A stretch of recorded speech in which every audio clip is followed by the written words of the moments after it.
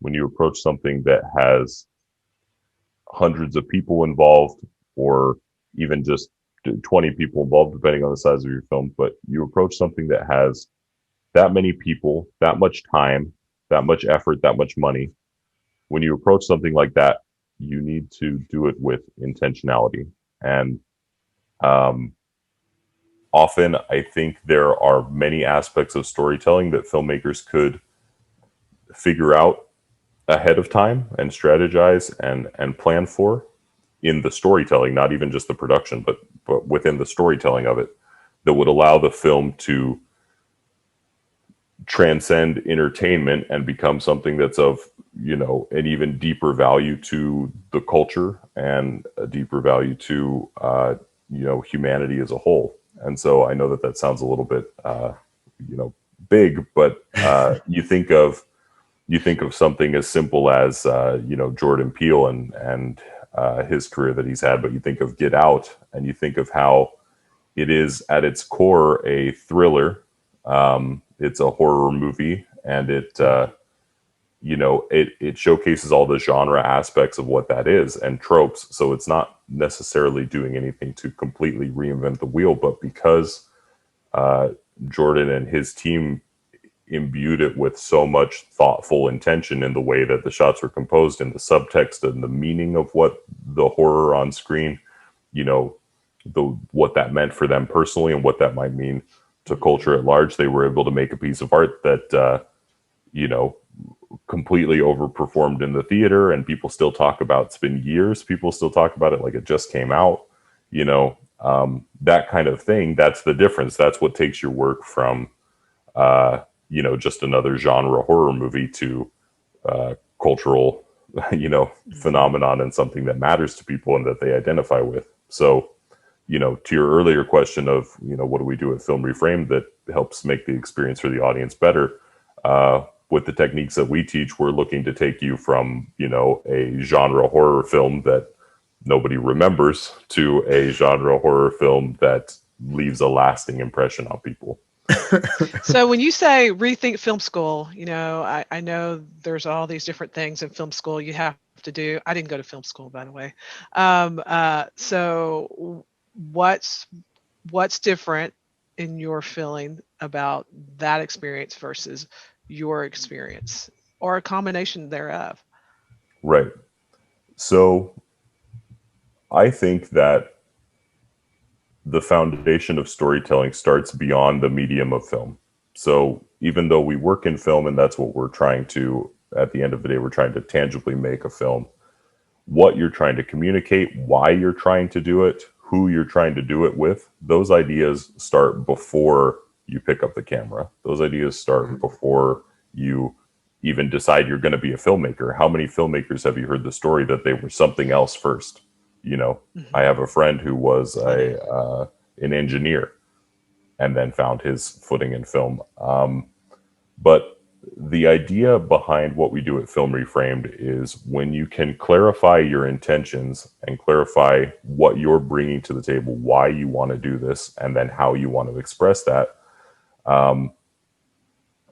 The technical aspects of the job, how to set the aperture on the camera, whatever it may be, those technical aspects are something that you can leverage the knowledge of your team to use. So if you're coming to Film Reframed, you're likely a director or a actor or a cinematographer, somebody who's working in maybe the creative aspect of film, and you know that all of the great auteur directors over time, they all relied on the technical knowledge of their team and their crew, Yep. to get their ideas onto the page. But Yeah.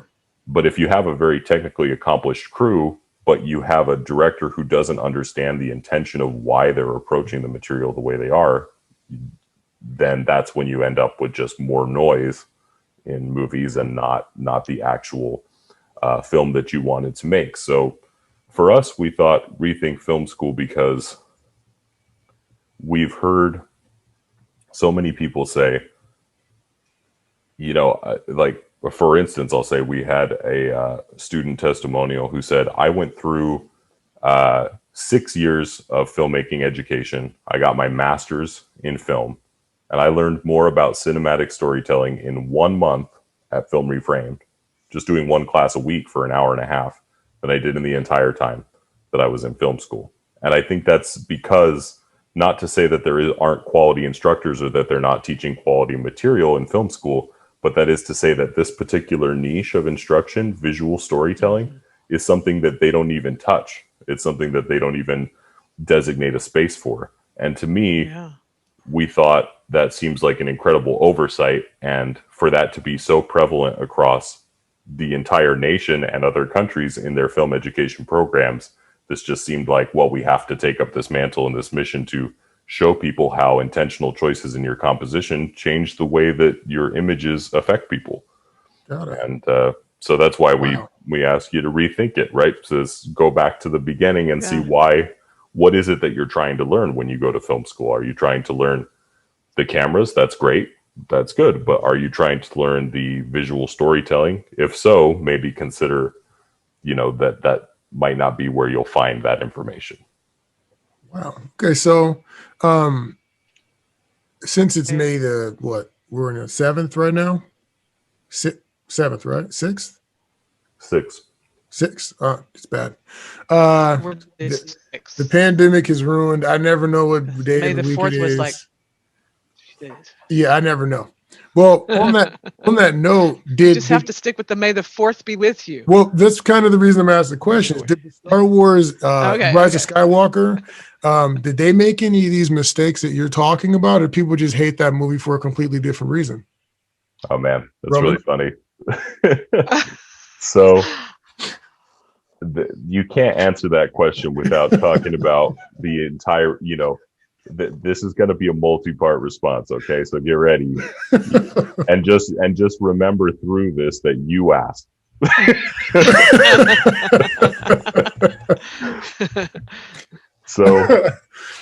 So what I'll say is, Ben, to our earlier part of our conversation, talking about being inspired and drawing all the time as kids and being inspired by this visual content. Nothing was more inspiring than Star Wars for visuals as a kid. You look at Darth Vader's mask and you know that that's based on samurai, armor.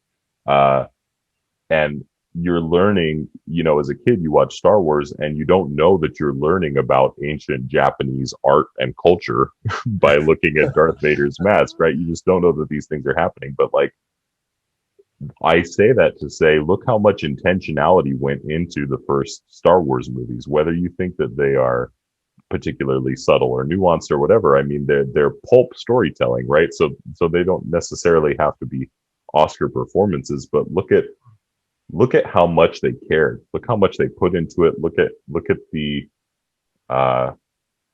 this manifestation of all of this very purposeful and thoughtful design. And I think you see that, it's not a controversial opinion to say you see that at its height during the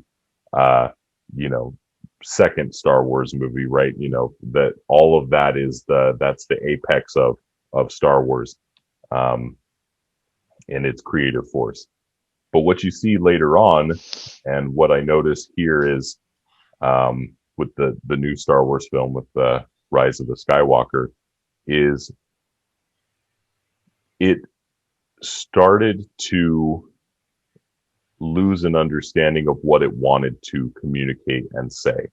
There are a lot of ideas going on in the film. Since I wasn't involved with it, I can't pinpoint where that comes from, but I know that a lot of people will tell you, okay, well, there's a lot of producer oversight and there's a lot of pressure for this to be a legacy thing that also sells a lot of product on the other side. And there's a lot of, you bring big movie stars into the picture and they have their opinions of what they want it to be, or you have your directors who they maybe don't trust as much to get it right, so they get in there. But all this is to say, when you have the original Star Wars movies, you have a guy whose passion was just out of control and he just put everything into what he was doing. George Lucas making these, just doing it all from his vision. And now you have something that has many, many, many visions involved.